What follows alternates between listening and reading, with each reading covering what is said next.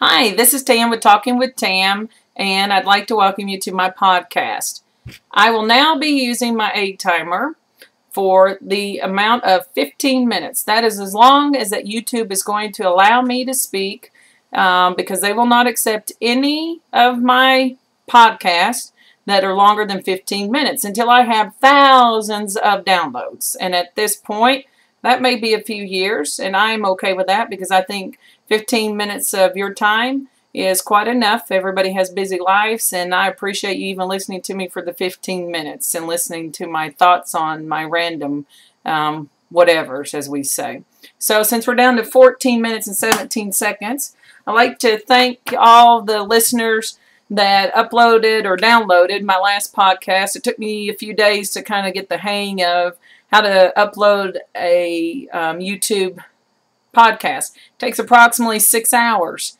I'm not on dial-up, but I am on DSL, so it takes a little bit, and I have this wonderful HD webcam that I have to kind of compress to try to help along the process of uploading this podcast. So again, I appreciate those that listened, those that commented. I had several Facebook replies and messages and thoughts. Some of them were pretty, how do I word it?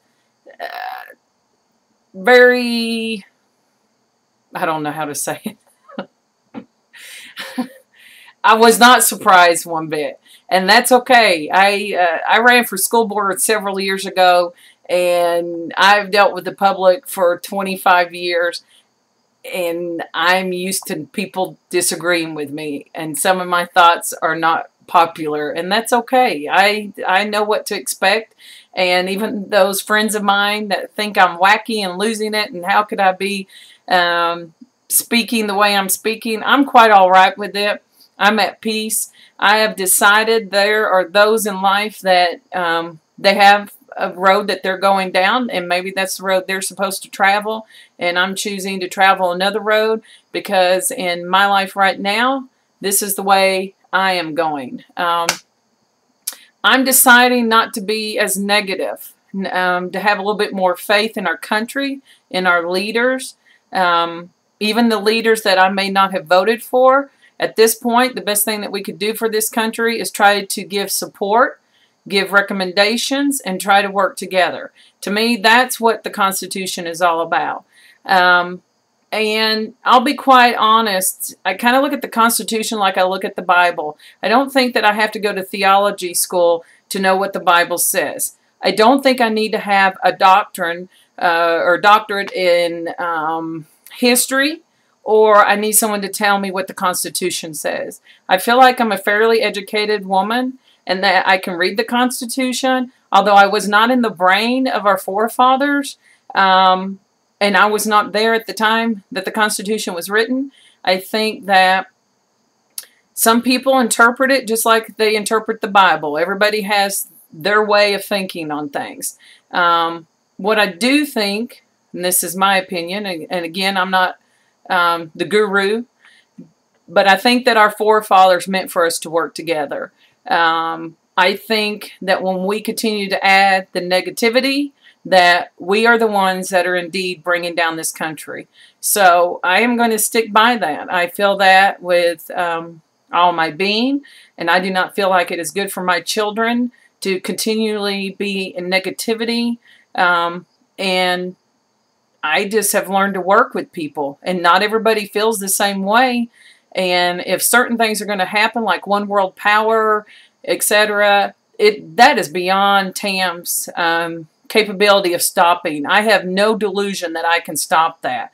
I think certain things happen for a reason, and I don't know. I don't have enough education to even know how to stop that if I wanted to. So I'm going to be quite frank. Maybe you do, and more power to you. If you feel like you have what it takes to stop the one world power that's about ready to happen, then go for it. But I just have to channel my energy towards issues that affect my community. And a lot of you feel like these issues affect our community. That's what you can deal with. I'll deal with this part of my pie. You deal with the other part of the pie.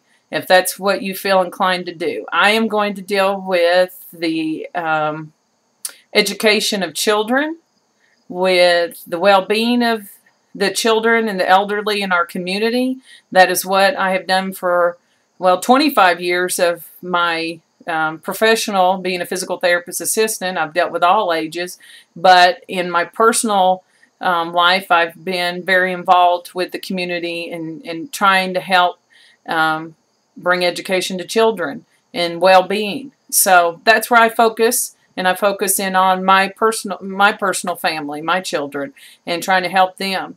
And I sure don't want to bring up my children feeling like there's no hope and there's no future. Because I'm going to be quite frank with every one of you. I think that we are causing a lot of downheartedness and depression among the young people, that they feel like there's no hope anymore. And I think there is. I think we live in a great country, and I think we can come together. It's not that I just think we have to work together. And there's going to be arguing, and there's going to be heavy discussion, but the hate, etc., I will no longer be a part of. I choose not to be a part of that.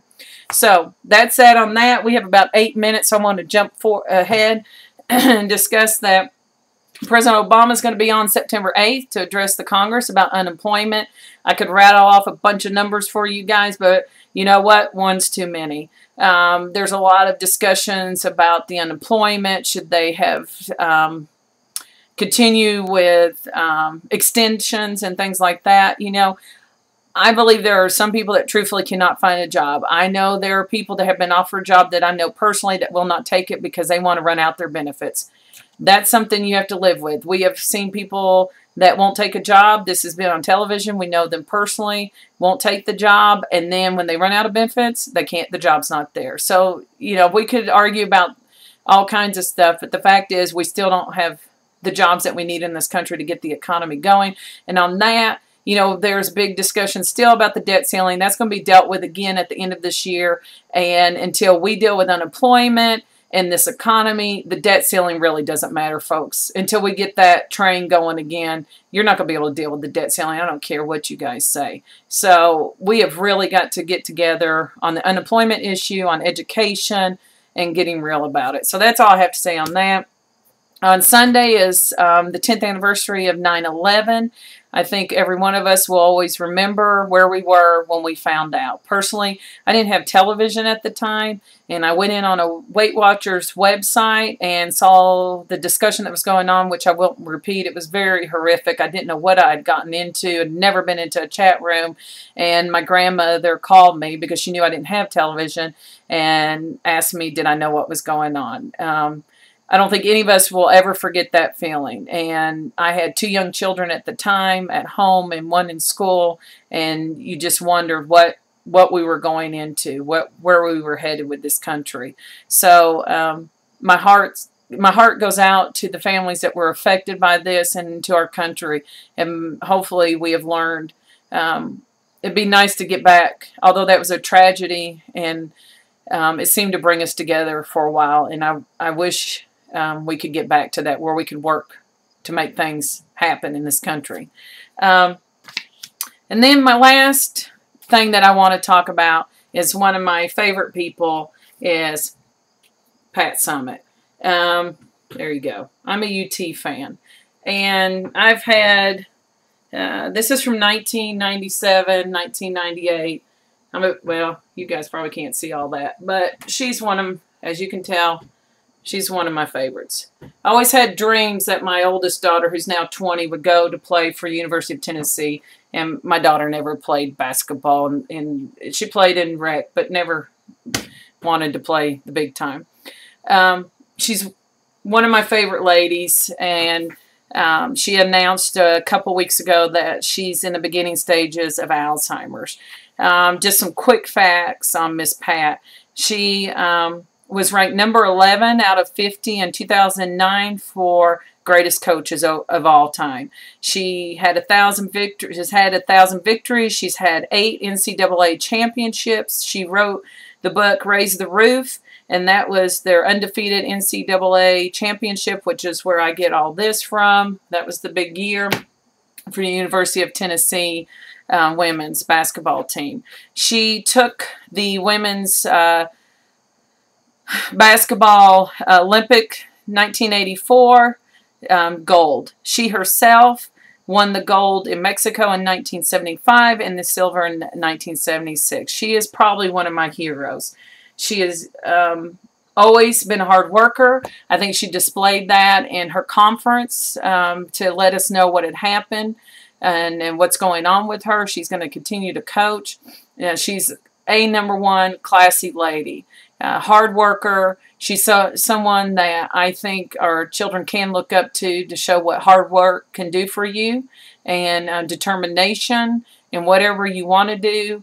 I think she's definitely inspiration, and I know as a UT fan and all the University of Tennessee fans are rallying around her and support her. And if there's one thing I know about her is that she is going to fight this disease. She is going to try to maintain as much as she can, as long as she can. So my prayers and thoughts go out to her and her family, and I just hope, I don't live in Knoxville anymore, but I hope everyone, UT fans, keep her and her family and everyone in your prayers. I think anybody that's a sports fan or anybody that knows of her has nothing but great admiration for her. So that's just a personal thing that I wanted to say at the end of my podcast. Again, I didn't get into heavy-duty stuff, but I want you to keep reading, keep digging, look at the issues, and let's stop with the hate and get this country back on track. Let's reflect on Sunday, 9/11, and where our country was, what happened to it, and where we're heading. And let's try to be more upbeat and work hard. And I thank you for listening.